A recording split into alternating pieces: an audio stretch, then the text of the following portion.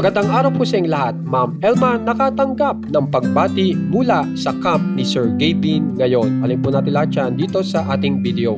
Bali gumawa na naman po ng panibagong vlog. Ito pong tatlo, sina Sir Kalo, sina Sir Kapitan Kelsey at Sir Chip Allen, na ang title po ay Dumihan ang Tahanan, na kung saan po ay ito pong tatlo ay gulat na gulat dahil sa nakita nilang ginagawa ni Sir Gavin na paglilinis sa room niya.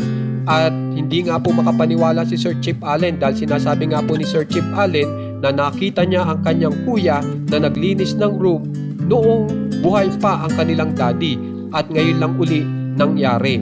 At makikita po natin na talagang proud na proud po si Sir Gavin sa kanyang na-achieve o kanyang nalinis.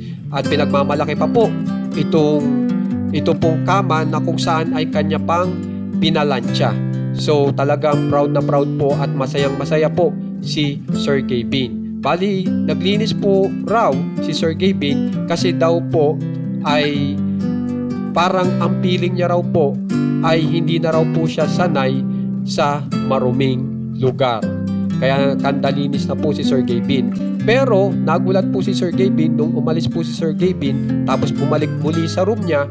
Nung bumalik po muli, ito na po ang nangyari sa dulo. Makikita nyo sa dulong picture natin na balik muli sa makalat ang lugar ni Sir Gavin. Kaya naman po si Sir Gavin ay gulat na gulat sa panahong iyan.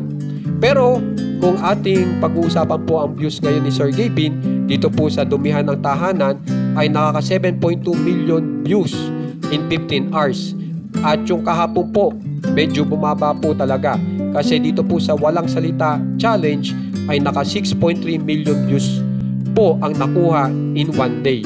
So medyo bumaba po ang views ngayon ni na Sir Gavin. Samantala dito naman po tayo kay Ma'am Elma kung saan ay nag-celebrate ng kanyang birthday at ito po yung kanyang ini-upload na kung saan ay mula po sa kanya.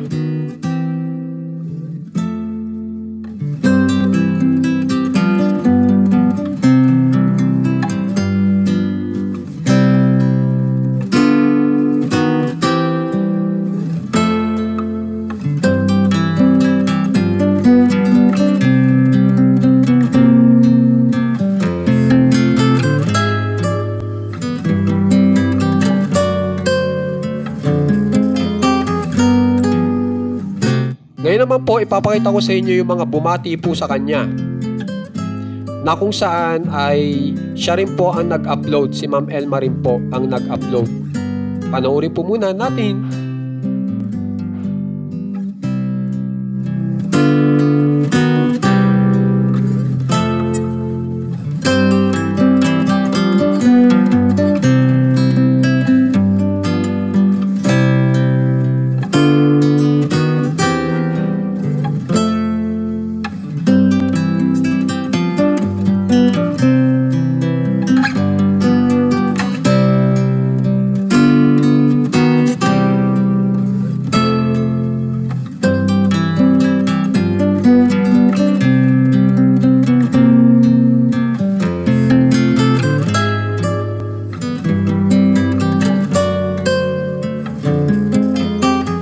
Ngayon naman po, ipapakita ko sa inyo yung meron pong isang member ng Camp Kapinpin ang bumati ng happy birthday kay Ma'am Elma. At ito po yon. Ang pangalan po ng bumati kay Ma'am Elma na mula po sa Camp Kapinpin ay si Bridget Stones. Na ang pagkakasabi po ni Bridget Stones ay happy birthday Ate Red Ma'am Elma. 30 ka na ate. Alam mo na, message ko, ha ha ha, love you. So kung mapapansin nyo, may bumati po mula sa kampo ni Sir Gavin. At ito nga pong si Bridget Stones.